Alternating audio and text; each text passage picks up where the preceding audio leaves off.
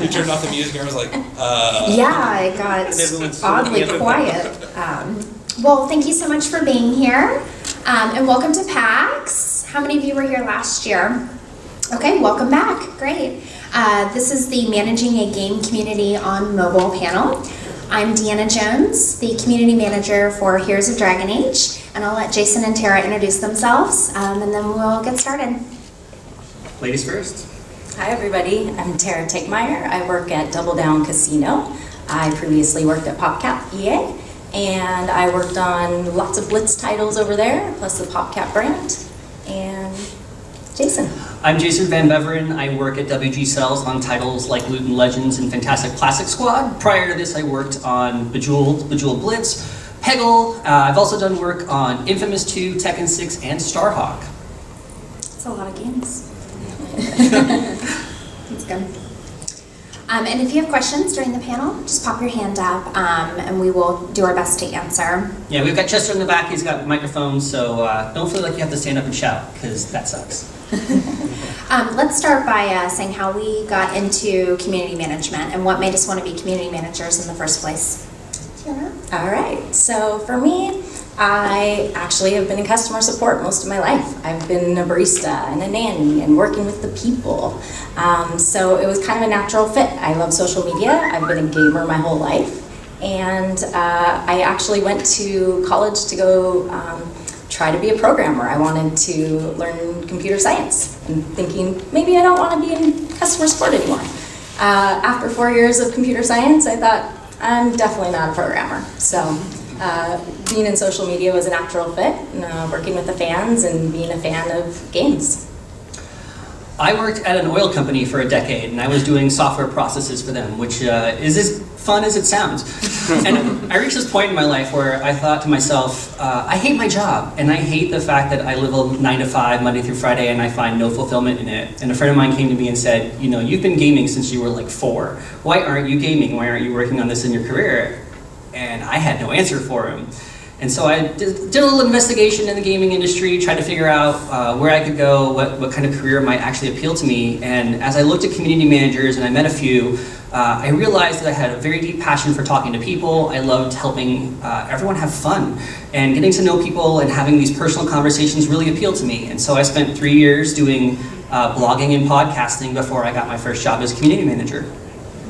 Yeah, for me, I was a huge Mass Effect fan, and several years ago I went to my first big con and I saw Jessica Mirzan emceeing a Bioware panel, and that really opened my eyes. I didn't know that there were jobs like that in the industry. I thought there were, you know, designers and artists and programmers, but I didn't realize there was a community manager role.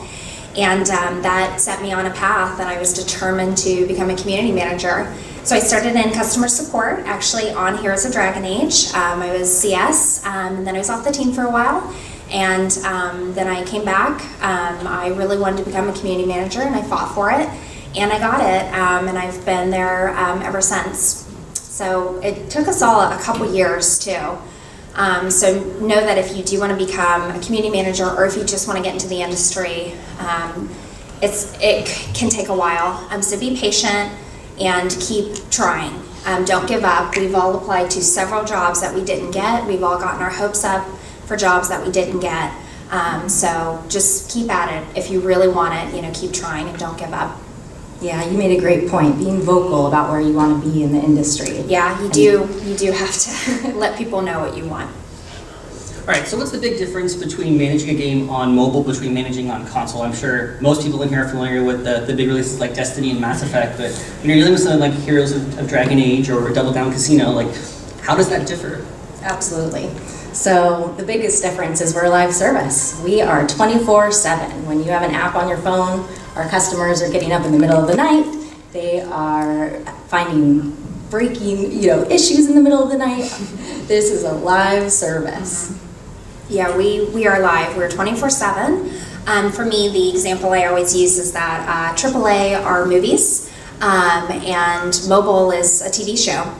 AAA will go and hibernate for a couple years, and then they come out with a big game. And for us, we typically make a game between 6 months to a year, maybe a little longer, and then we release, we're live, and then we provide new content constantly. We're always on, it's 24/7, and therefore our role is 24/7.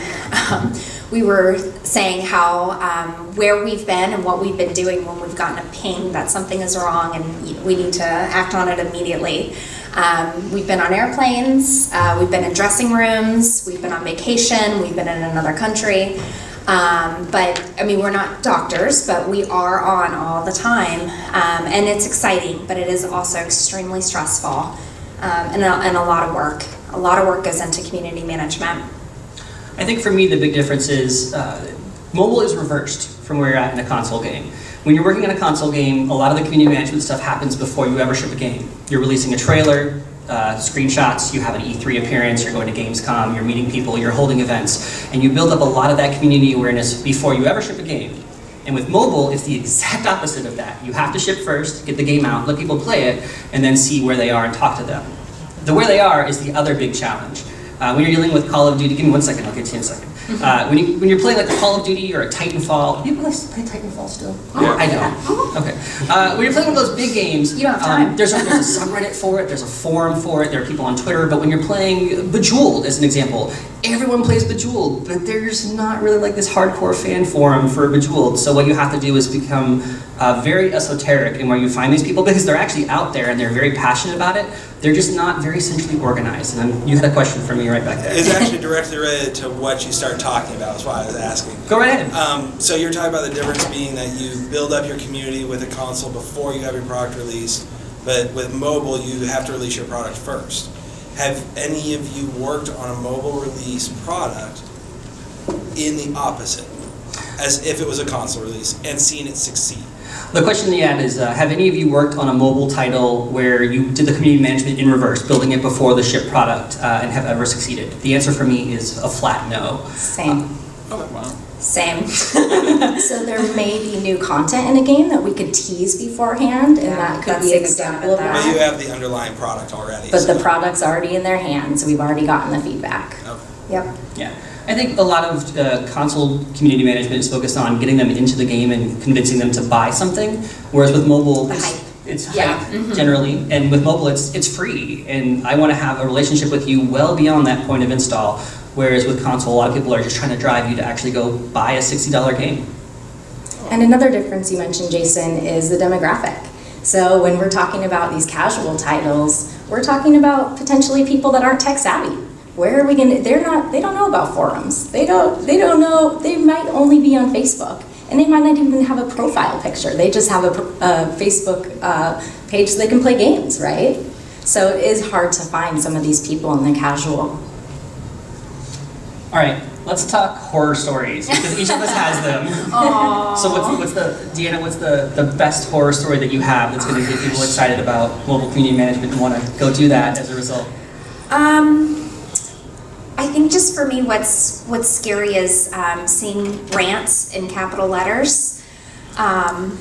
Those make me sad, and I don't want anyone to be angry. I want to have a nice, happy forum. You know, I want us to all feel welcome and positive. So those you have to, reach out to them personally and say, we're at like a 10. Let's tone it down to like a 4, and meet me halfway here, like, I'm sorry you're upset. How can we turn your anger into constructive feedback? And that's the hard part, I think, on the forums is, I understand you're upset. You're coming from a place of passion. I'm human too. I also have passion. But we need to take your feedback and give me something that I can tell the dev team that you're looking for. What can we do to help you feel better and also improve the game? I've had a fan fiction written about me by a Bejeweled player. It was the most tragic thing I've ever read. The story was Jason Popcap's magic finger. I didn't know how to react. It was this. There is no way to react. It wasn't even like this. Like whatever you're picturing for fanfiction, it was this 65-year-old grandmother who had written this, and it was this 50. It was creepy, and so like a good community manager, I printed it and then left copies in the office for people to find. It was delightful. I got through 9 chapters personally. It was traumatizing. 9. It was 12 chapters. 9 chapters. It's yeah. I'm still going through therapy on that. Tara, do you have a horror story? I think mine relates well with Deanna's. I learned more curse words in the Double Down community than ever before. Unfortunately, I can't make people have a lucky day, and casino is casino. You don't win every day. So people get pretty upset in our forums, and there's all caps, there are swears, and I'm dealing with a lot of that. Well, now that we've talked about the negative, we should talk about the positive. That's the thing about being a community manager. You see it all. So for every negative comment, hopefully there's a positive. So what are some of your favorite memories of being a community manager? My favorite. You're lighting up already. Look at you. Okay, so we had this little tiny game called Peggle. And I know it's not a mobile title, but I have to tell this story. We had a fan that wanted to propose to his girlfriend, Aww. and that was their favorite game, and they reached out to PopCap and thought, they'll probably say no, but maybe, and we hopped on board. They wanted to create a level in Peggle to propose to his girlfriend. It's a lot of work. And we recorded the entire thing, we made a story out of it, and it was beautiful. She said yes, you can totally find it on YouTube. So. That's cute. I got a private message once from a Vigil Blitz player. She had been playing since the game had been created several years prior. And she's thanked me because this was the thing that she used when she went through chemotherapy every week. And it was what she found her joy in. She didn't find appreciation in anything else, but this was the one thing that she could rely on to be happy. And it was just one of the most beautiful, humbling moments, and then I gave her 10 million coins because why not? That's sweet. I think for me, my big favorite moment was for National Video Game Day last year. We had a forum contest where if you just submitted a picture of yourself playing Hoda, you got 100 gems, and it was great because you got to see people and see the faces behind the forum names, and it was really great for the community. It was very positive, I loved the interaction. I felt like my forums came alive, and it was my first big project as a community manager. It was the first time that I had an idea and implemented the idea by myself. And we still talk about it. We still have fond memories. And a couple weeks ago, I got a private message saying, I just want you to know I think you do, a really good job, and thanks for being on the team. And they signed it, "Your fan." And that meant a lot, especially on your hard days, because you do have very stressful, hard days. When you get those messages, they keep you going because you're tired and, things broke, and you fix one bug and then 10 more popped up. And so those messages mean a lot. They weigh a lot. Yeah, other rewards I would say is the teams you work with.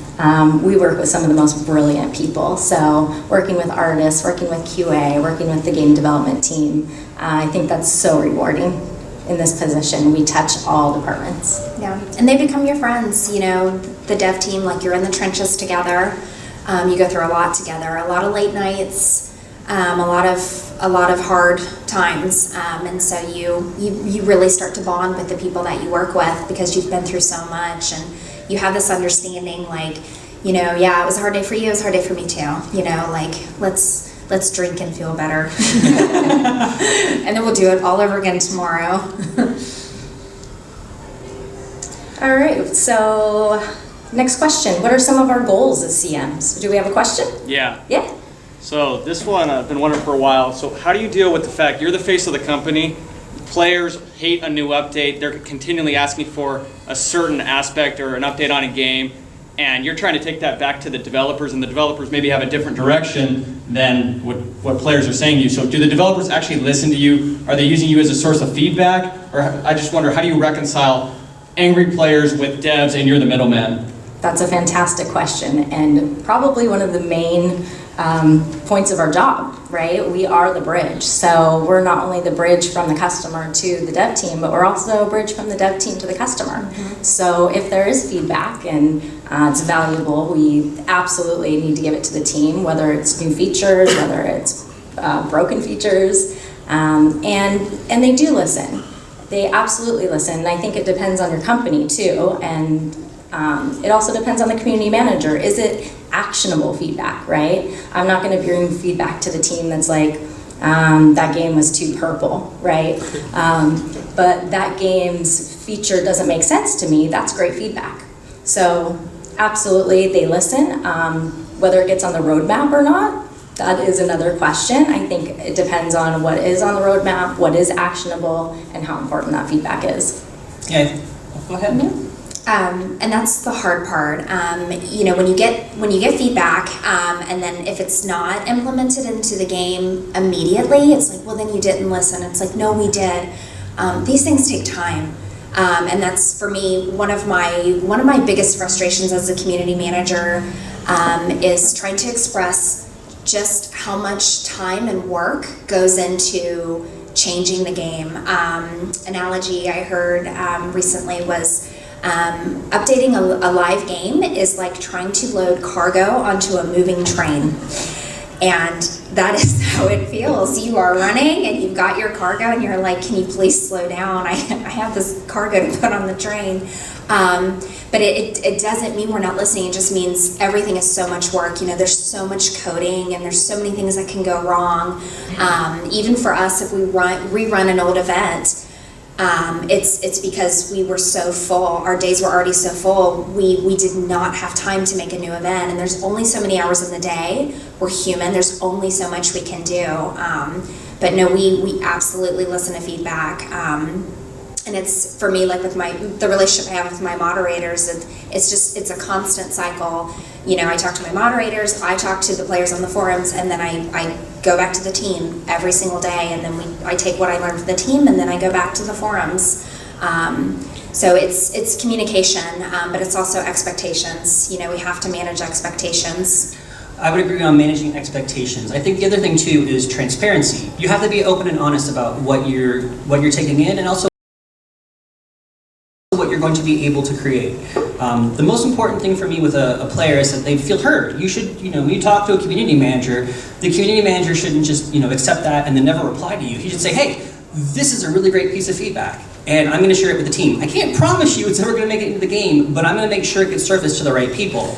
Again, if it's good feedback. If your feedback is, well, I like your shooter game, but I wish it were My Little Pony. I'm probably going to tell you to go play My Little Pony instead, because it's kind of unrealistic. Although My Little Pony shooter might be kind of fun. I would play that. Yeah, that sounds pretty That's rad, kind of amazing. actually. But if you tell a person, hey, this is our roadmap, this is what we're looking at over the next few months, I will be happy to share this with the team. I can't tell you when it's going to happen. I can't tell you if it's going to happen. But this is the kind of stuff they want to know, and I'm happy to share it. I think at that point, you've done your job as a community manager. Thank you. More questions? I want to extend off this question, actually. Sure. Specifically towards what you guys were discussing. Yeah, let's hear it. So, okay, anyways, talking about product releases coming out or things that people are needing fixed, that you're working with your dev teams and they're setting your expectations, and you set expectations from what your dev teams give you, and you even give it leeway and all that funness so that you can deliver sooner than promised, all those fun things. I've run into this scenario with my own products and my team's products, and I'm curious with what you guys find effective ways to handle this. When you set the expectations from dev, they give dates, don't meet. Let's stop you right there. Not only that, no, I'm going to continue just a little further. They extend dates, you explain, you're transparent, don't meet second. Don't meet third, and it's all very back-end things that they just didn't think were going to be problems, things like that. This has happened a couple times on products I've worked with. I'm just curious, what have you guys found as effective ways of helping or managing the community Right, during And not throwing your dev team under the bus. Right. So that you and don't not throwing riot. yourself, Yeah. your team, because everyone's working on it. It's just, you know, the customer doesn't realize that, and they just feel like you guys are just really just pulling us along. And Right. I get that too from my community. Well, the Just- very first thing you have to do is, I think, apologize. And, you know, in the sense that you're saying, you know, look, sometimes these things happen in games, they happen a lot. You know, I'm sorry, it will come out, just not when we wanted it to come out. And then for me, I try to bring up something positive to at least balance it. You know, it's like, I'm sorry, I know that's a letdown. But, you know, look at this awesome teaser art I have for you.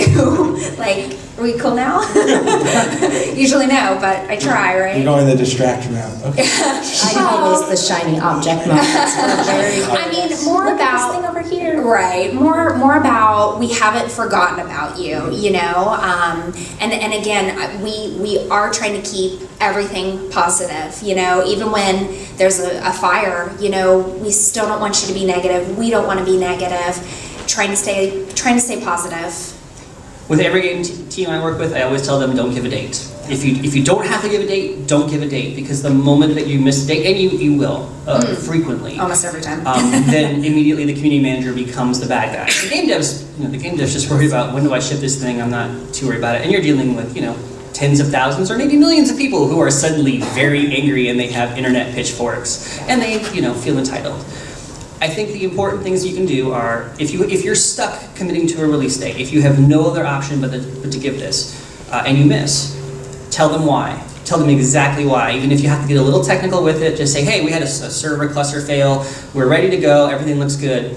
Apologize, do what you can to make it right. If you can give them some in-game currency, if you can give them some freebies, or even just some appreciation, and then make it a point of letting them know what you're working on, and try to be consistent in your communication going forward on when that's going to come out. Yeah, you can't go dark because they're looking to you as the CM for answers. For me, that's the hard part is getting an answer, but saying first, like, I'm here and I will go get you that answer. Please hold. I'll be back, and then getting as much info as I can and coming back with that answer. Should we talk about things not to do, like give on that ETAs? Don't give dates. Things to never say or never do as a community manager. Oh, I just thought of one that I have to say. Be sure you're signed into the personal Facebook when you're going to post personal things, and you're in the work Facebook when you're going to post work things. And I mean, you know what I'm saying. Yeah, it's a rookie mistake. Every community manager will go in at some point and yell at somebody. Like I had a guy at WG Sales who thought he was on the right account, and then he complained about how Martin Shkreli needed to. Well, I won't repeat it. And then I saw this and was like, oh my god, like the world is exploding. The other thing I'd say is don't villainize the game team. It's very easy as a community manager to be on the side of the player because you're just as passionate and excited about games as they are. But always remember that you're working as an intermediary, and your goal is to make everybody happy on both sides of the equation. Absolutely. Yeah, for me, that was something that I knew becoming a community manager would be extremely important to my style as a CM. I am neutral. I have to be. I can't take a player side and I can't take a dev side. For me, I feel like that's the only way that I'm going to understand both and work for both teams, because you are on both teams. And you'll get that. You'll get messages, why do you feel this way? Why don't you care? I absolutely care. But it's not my place to take a side. That's how I can be the best conduit between the devs and the players. I have to be neutral and just relay information. And again, that doesn't mean we're not passionate. We absolutely are. But I think the moment that you tip the scales, you're in dangerous territory either way. So trying to stay neutral as much as possible is very, very beneficial. All right, we talked about the negatives. Let's get existential for a minute. Why are you a community manager? We talked about the negatives. What are the positive elements of your job that keep you doing this and keep you focused on the future? Feeling like I made a difference. Feeling like, the players gave us feedback and I told the devs and it got implemented and it made people happy and it made them feel closer to the game, especially for me because our game has been out for 2 years. keeping it fresh and making it more about what the players want, because they've been around, their legacy now. They know what they want. They know the game better than we do because they play it all day constantly. So being able to deliver on those things, and again, getting those sweet messages that say, we think you're doing a really good job, that really keeps you going. The sweet messages are the best. They are.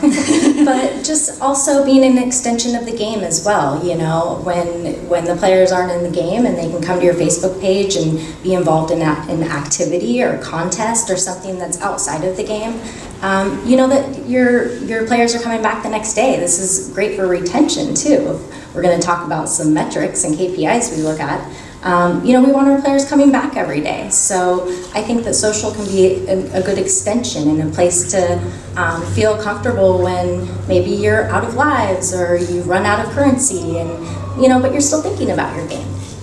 I think for me, I love being a community manager because the people on the other end of the communication are just as passionate about games as I am. And I've been playing since I was 4. I had one of the original giant ColecoVision controllers in my hand, my little bitty hand. I probably have carpal tunnel as a result of that. But these people are just as excited about video games as I am, and they love what they get to play, and they're very happy, and they want to share that with you. Even when in their worst days, when they are mad, and you've broken their game, and you are the worst person on the internet, and they're gonna kill your dog and talk about you. You know that at the end of the day that they're just as happy to talk about that game in the positive moments. And the reason that they're mad is because they love what they're playing, and they're mad that they can't play it.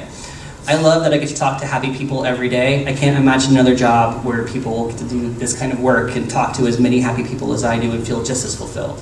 Oh, that's something we haven't talked about is misconceptions.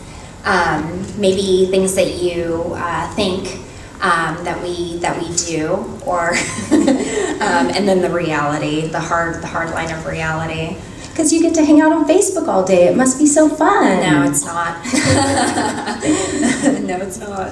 There's a lot of misconceptions. I think in the gaming industry, a lot of execs and a lot of shareholders maybe don't see the importance of social. Maybe they don't understand why you have a community manager on your team, right? So I think there's a lot of education internally with your coworkers, with going upwards to your execs and helping them understand what your goals are, how you're engaging your players, why we have a Facebook page, and why those fans are important, whether they're payers or players. Let me remind our execs that players, they bring in ad revenue. I mean, every customer, every fan, it should be important to everybody on your team. So I think there's a lot of education that has to happen internally. I think for me, the challenge that I have and the misconception that happens is that the community is just always there, right? You just have the ability to pull in players. Like, you can go find people on Facebook. No, you can't. I can't just go do a search on Facebook and be like, find me a Bejeweled Blitz player. And the more casual your title gets, the more mainstream it is, the more difficult it is to find an active group. So like when I came into Bejeweled Blitz, they had a Facebook page with 6-point-something million likes, which is ridiculous. Like, I don't know how they did it, but I walked into this treasure trove of people, and the executive said, we have no idea how to talk to these people. Like, they're just kind of there. And we don't think there's anything else besides this page. And I said, well, I bet there is. And so we went and did a little bit of digging, and over the course of the month we found out that there were these very prolific communities of people for Bejeweled Blitz just on Facebook, which is very surprising considering that the average Bejeweled Blitz player is actually over 50.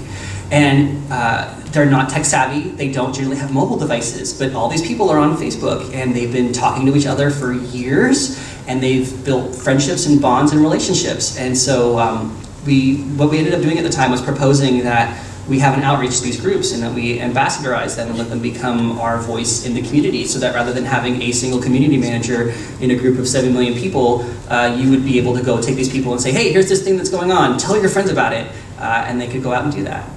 You have a question?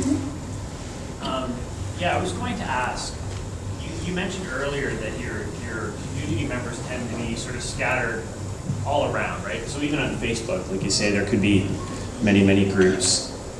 How much of your time do you think is spent managing, your sort of 3 or 4 or 5 sort of set sort of channels or communities versus searching for other people that might be out there talking about the game, and then trying to bring them in. Because I can imagine that your job becomes exponentially more difficult as there's more channels for you to manage. So to what extent are you sort of balancing those two? And then do you have any particular strategies that you put in place to try to minimize the number of channels, right? Like if you could just get everyone in one spot, I imagine you're interact with them.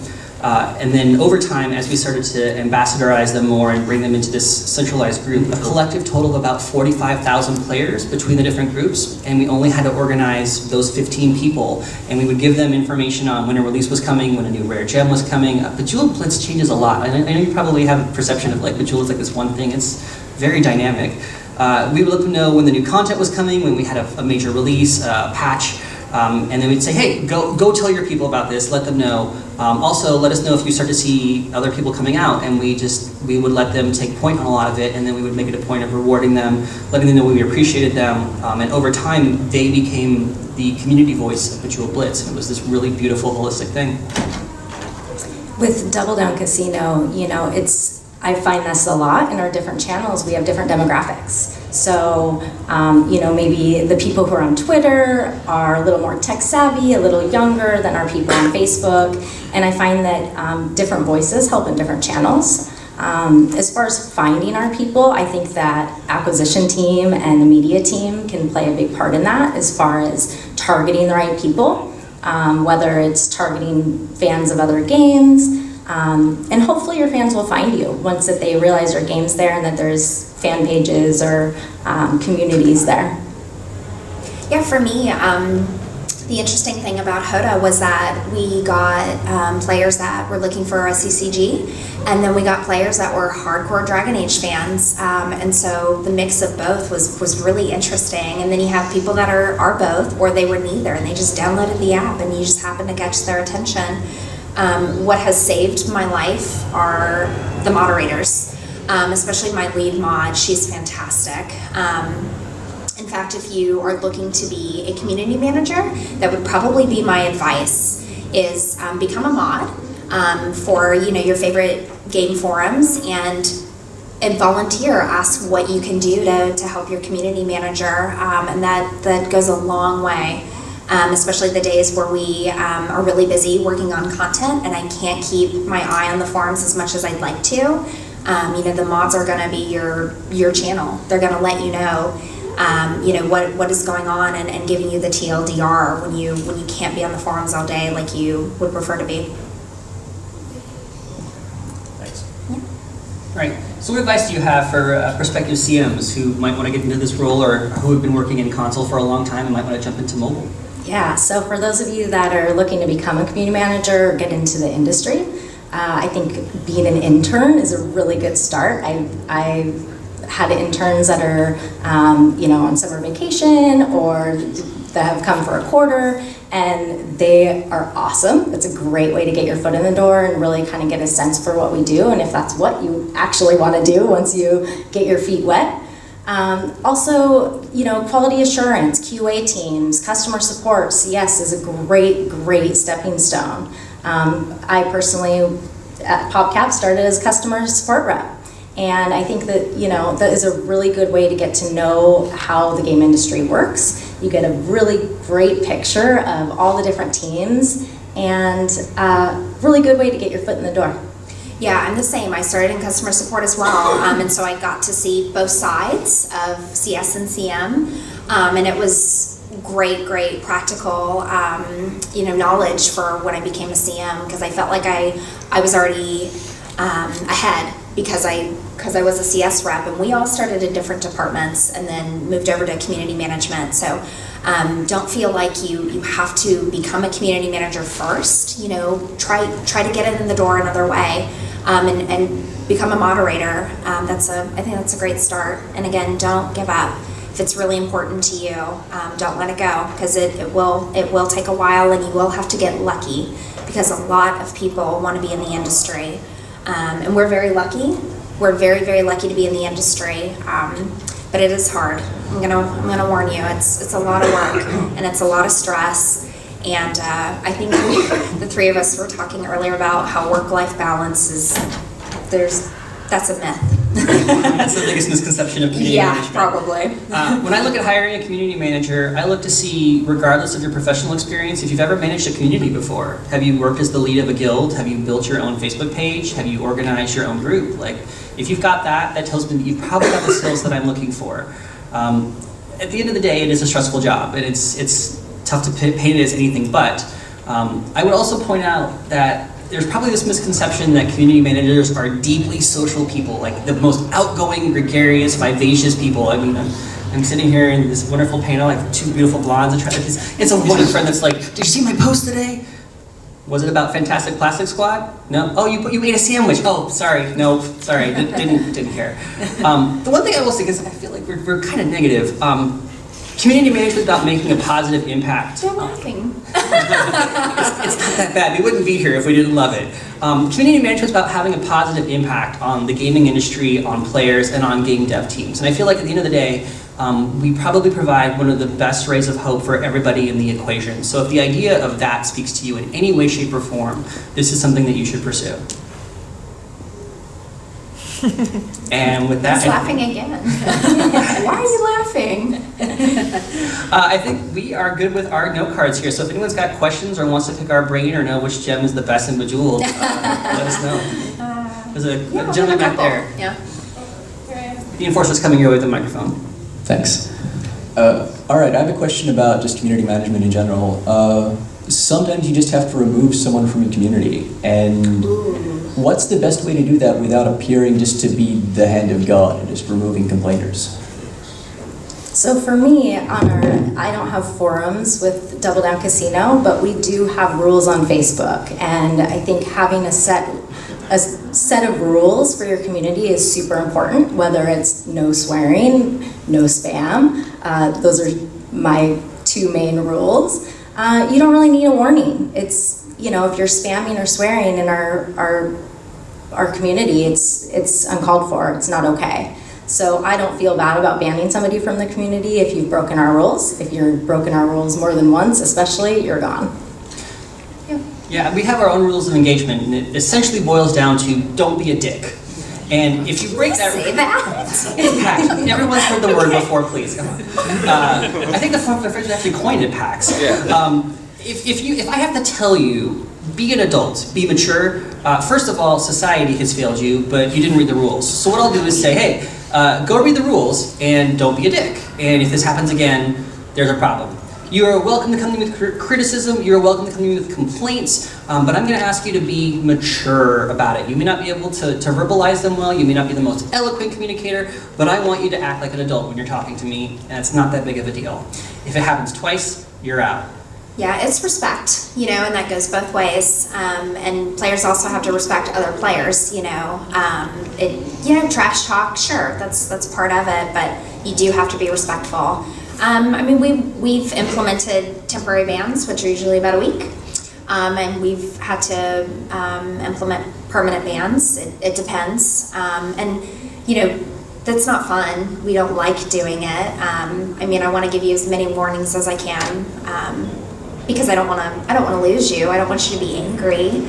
But if it must be, then it must be. Yeah, if it's a really prolific player, I make it a point of discussing it openly with players, whether it's if they want to come to me via private message or if it's a post in the forums. And I'll let them know specifically what happened. I won't feel the need to hide anything. Like I said, transparency is a big thing, and when you're honest and say, hey, this guy was a dick, and he was creating a negative experience, he couldn't conduct himself well, we asked him nicely, he didn't listen, so he had to go. No one's ever complained about that, and no one's ever said we did the wrong thing, so I feel like that's the way to go. There was a question over here, I believe. Thank you. Can you guys talk about what you guys do on a day-to-day basis? So when you guys wake up in the morning and what you do with your work hours, and then once you guys get home? We were just talking about this. Have you ever watched Parks and Rec? And Tom Haverford, he's trying to give up his phone. He's like, yo, Ron, when I wake up, I'm on Facebook, I'm on Twitter, I'm on Instagram. If I get bored, I'm on Tumblr. That's basically it. Like, we immediately reach for our phones. First, we make sure nothing happened overnight. And then we're checking Facebook and Twitter and Instagram. That's a lot of it. One of the things that most people don't realize this, we do a lot of reports as well. Like there is far too much Excel spreadsheet work in our job, and we are generally providing insight to the game teams on what is our organic reach on Facebook? How many people do we have? What is the conversation trend like? Here are your top 3 items, the things that people are asking for, and it's generally delivered on a weekly basis per title. So if you're looking at the work in like Heroes of Dragon Age and you've got one title that you ship, it's great. And if you're like Tara and I, where we do 2 or 3 things at a time, you become an alcoholic. And not to mention that we have to think very far ahead in advance. You know, we need art assets, we need video assets, we need copy written. So for me personally, I'm thinking 8 weeks in advance out. So there's a lot of scheduling, there's a lot of talking with the other departments. You know, some days I don't even have time to look at Facebook because I'm working on my calendar, I'm working on my reporting, I'm working on my insights. So day to day can be very different. But I guarantee you that second you wake up and right before you're going to bed, you're checking all of your channels to make sure that nothing's happened. Yeah, for me, it's borderline obsessive. I'm constantly checking because I want to know if something goes wrong. I need to know immediately. My team is spread across a couple time zones, and I'm on the West Coast. So the phone starts to go off pretty early. And, you know, if it's important, you know, I get up and we take care of it. It's like the arcade games where the things come up and then you like hit them and you get one and then like 3 more pop up. I mean, I feel like that's my day every day. It is checking on the forums, you know, work email, your private messages, you know, releasing content, preparing for content, getting your messaging approved, you know, getting your contest approved, getting your teaser art. It's a lot, and I think actually that's probably the most important skill I think for a community manager is being organized. You know, yes, you do need to, you know, be social and approachable, but you also have to have your ducks in a row because you do need to be active for what is currently in the game, but you also have to be thinking in the back of your mind about what's coming. You know, what is coming out next week, what's coming out next month. You know, it's October, we're planning Christmas content, it's February, we're planning April Fool's content, you know, but also, you know, being live in the game, what is going on right now? What needs my attention right now? And I hate to use the word balance, because again, I think there's no such thing, but it is going back and forth and trying to keep your eye on everything. And again, that's where your moderators are super, super important. Because if you have those days where you're in meetings all day, you're in content planning, they're going to let you know when you're not keeping an eye on things as close as you want to be, like, oh, this popped up and it needs your immediate attention. Ooh, question. Do you guys try to answer every post, and do you think that that's possible? And what do you think of policy? No, it is not possible. The question was, do you try to answer every post? Do you think that's possible? And there was a third part, I think. No? I mean, do you think that if a company were to implement a policy where they say, okay, you need to answer all social posts, again, you just said it's impossible, right? Yeah. For me personally, I think responding to comments, I personally take the philosophy if it can help everybody. So one-off questions that, you know, why am I not leveling up? Well, you could probably ask CS that. But a question like, this thing is broken and it's affecting 100% of our players, absolutely. Here's the workaround. Here's how to contact support. So for me, currently in my current job, I can't answer all the comments. There's thousands, sometimes tens of thousands in a day. Sometimes I can't even read them all. So it's definitely floating those important ones to the top that can help everybody. Yeah, and that's something that I've gone through as well, especially when there's a problem. You're going to get the forum post, but then you're also going to get private messages, and they're essentially saying the same thing. And so sometimes I'll need to say that in a private message. Hey, I just posted about this. Here's the link, because you want to reach as many people as possible. Something interesting to me is I like to see, is it a person that I know? Is it a player that I've known for a while and, you know, I got you, I know exactly who you are? Is it someone brand new, you know, and they have like 10 posts? Is it someone who has a lot of posts, but maybe I'm not that familiar with them because they like to post in the Guild Wars section and not in, you know, the gameplay discussion area? So it's interesting, and you have to keep your eye on those things. And yeah, we can't answer them all. I wish I could, and I try to, and that's why I get so obsessive, because I do want to answer them all, but it is impossible. And if you can knock out a couple questions like all in one post, that's a bonus, but not as likely. Yeah, I would say that anyone that expects you to answer every single post, the second you have more than like 10, it becomes a problem. And when you're dealing with large-scale mobile games, it's primarily impossible. What I ended up doing over time was building out an account that was specific for the game and said, hey, if you want to talk about Bejeweled or Peggle, send a PM to Jason Popcap and he'll reply to you when he can. And I use that as my conversation channel versus trying to filter through tens of thousands of Facebook posts and comments, because that's death. And I enjoy life, personally. Over here. Do you have any tools for doing this? Like something that looks for trends and stuff, or else also communicating with the developing people? Do you have tools for, like, I'm seeing all this, reporting this particular bug or whatever?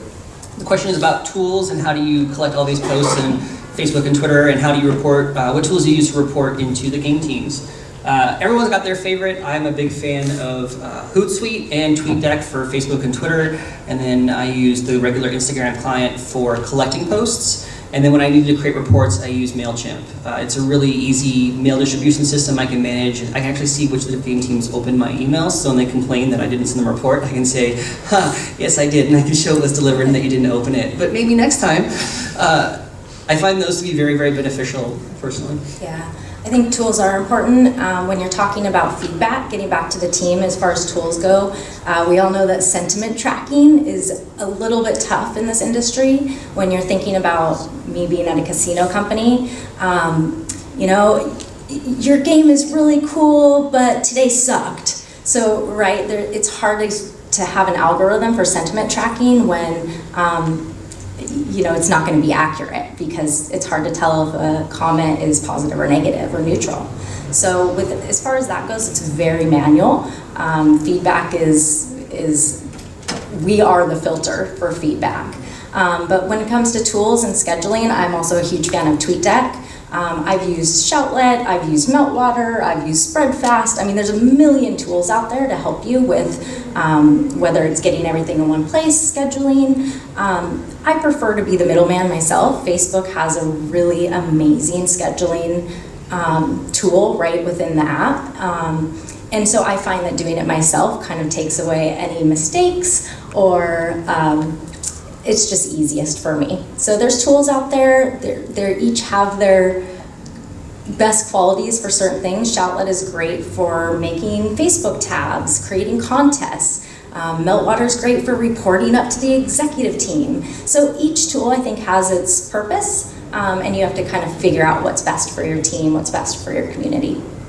Yeah, I use Excel a ton, and that's not something that I was expecting when I became a community manager, but especially because I run a lot of contests. I keep track because there's so many people. You want to be organized about it, and player IDs and forum names. You can double check on things, and then I also use it for my daily task.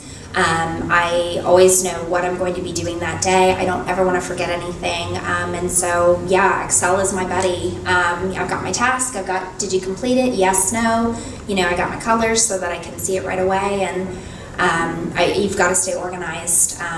Could you send me that? Oh yeah, we're besties. Share tools. Yeah. There was a question over here somewhere a second ago. Decided not to. Yes, back here. So you guys are like the face of your company, and you're constantly on social media. And I know that you say at the end of the day, you just kind of like the introverted people just want to have a nice glass of wine. How do you balance? And you say you can't balance your life, but how do you balance being on social media constantly and the forums and everything else with your personal life? Because it feels like you have to be online all the time. What have you experienced that helped you do that as best as you possibly can? So the question's about work-life balance and how you are able to walk away from the job at the end of the day and have a personal life that doesn't involve Facebook and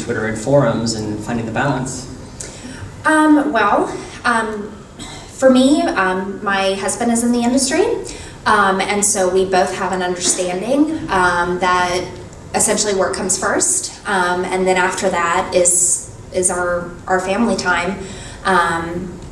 So, you know, some days are harder than others, and those are the days that you need to go dark, and just, you know, just play a game or just tune out. But then you also have your lighter times, you know, over Christmas break, you're gonna have a little more free time and you can take a vacation maybe. Yeah, I mean, for me, and it's about finding my patience and my peace, so that I can be neutral and I do the best job that I can, because you don't want your personal or work stress to come across as a community manager. But again, we are human. You know, we are human, so it's hard. But yeah, for me, it's definitely you know, spending that time playing games and enjoying games, so that I also have that player perspective as well. You know, we play games too. We are on both sides. Yeah, the work-life balance is definitely the biggest challenge for community managers. I'm a single mom, and my rule is after 6 o'clock, I do not open my computer at home. I think that my son, you know, when you're getting into the industry, you're working so much, and from home too. You know, you want to put your best foot forward, and at that point when your child asks, "Why are you working so much?" that's the point when you kind of go, "Okay, it's time to put this down. It's time to shut down at a certain time." You know, I think walking away from work too. A lot of us don't go out to lunch. We sit at our desk. We work all day, and I think taking a walk around the block, you know, is, for me, it's just the best thing to do. Shut everything down, take a walk around the block. Yeah, coffee breaks. Yeah, exactly. Coffee breaks. And then at home, you know, do yoga, go running, whatever it is for yourself that is grounding and can help you kind of clear your mind. I think that having those daily practices is really important for coming back the next day and feeling ready to do it all over again. Yeah, I will say that when I take in my jobs, I've always defined very quickly what my balance is. And that is, you know, there will be some nights that I'm working and I have to be responsive and able to answer posts, but you should not expect that. And you should understand that at 6 o'clock, I am gonna go home, usually it's 7. Sometimes it's 5, who knows. And I'm gonna possibly not be available. Like, you should expect that I'm not gonna have a tether to work. And if it's important that you have 24/7 support, then you need a staff for that. You need to actually hire after-hours community managers and people who can help with that. Shortly after becoming a CM, I very quickly identified the downtime stuff that mattered to me and what I needed to, like, relax and decompress.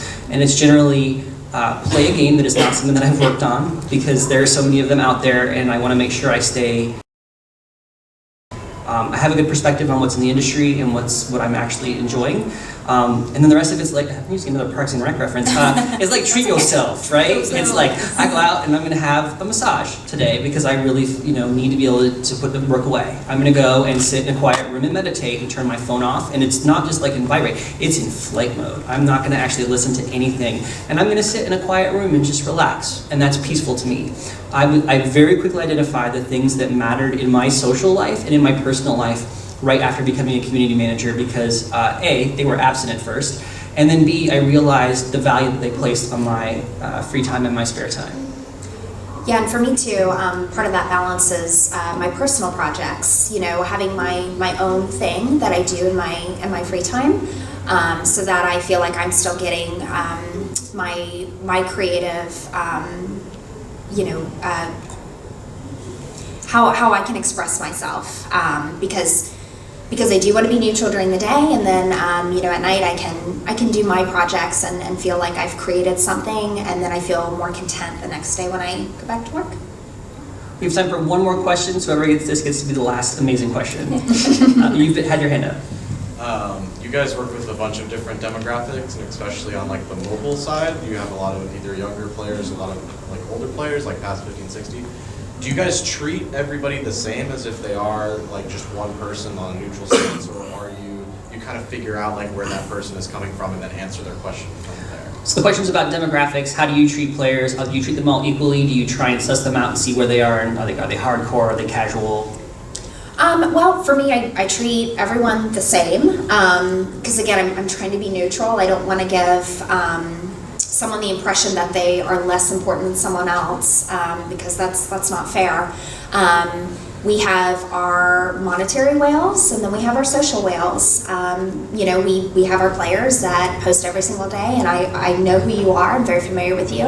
And then we have our players that maybe I'm not as familiar with, but yes to me, and I don't mean the same in a negative way, I just mean you're all very important to me. And yeah, I'm not going to prioritize based on where you're from, how much you've spent, how much you've posted.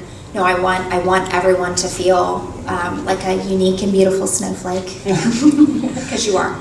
For me, it's a little bit different with the demographic. We do treat everybody the same, absolutely, but we do change copy a little bit. So say we're geo-targeting something to Australia. So that's a great example of maybe using a little bit of lingo that Australians would want to use. So calling a slot game a pokey. So copy is a little bit different depending on where we're geo-targeting our posts. But as far as age goes, we treat everybody equally. Yeah, for me, the one thing I've learned is don't have a presumption that the demographic is any indication of where the player is, and always just go in with an expectation that they're going to define it for you. With Bejeweled, like I said, it's primarily people over 50. You would expect that Bejeweled is this very casual game. No, it's seriously intense. Like, there are these competitions between little old ladies who are all trying to get 1,000,000 points. I'm not even exaggerating. Like, they have these competitions. And then they write their pictures, fan fiction. and they trash talk like crazy. Like, this is somebody's grandmother.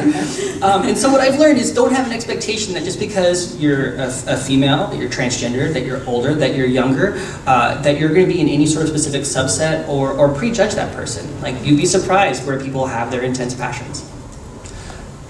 I think that's it. We have to wrap it up. We have to wrap it up. Before we, He's real like, quick. I'll tell you what, if you want to grab us, we have another panel coming in after us. That was actually the question. So if any of us want to ask any of you guys questions. Not only can you ask us questions, a few of us have swag. Before we go, You guys want some swag? I meant hey like- Chester, raise your hand in the back. This is Chester, and he has done all of our AV work today. He got this set up. If you would just say hello, give him a hand. Three of us will be up front here answering questions. I have T-shirts for a game we haven't released yet. And we have there's- sunglasses as well. Yes, with beer openers on them because of alcoholism. We're not promoting it. I'm just saying. Thanks, everybody. Thank you, for joining everybody. us Thank you so today. much for coming, guys.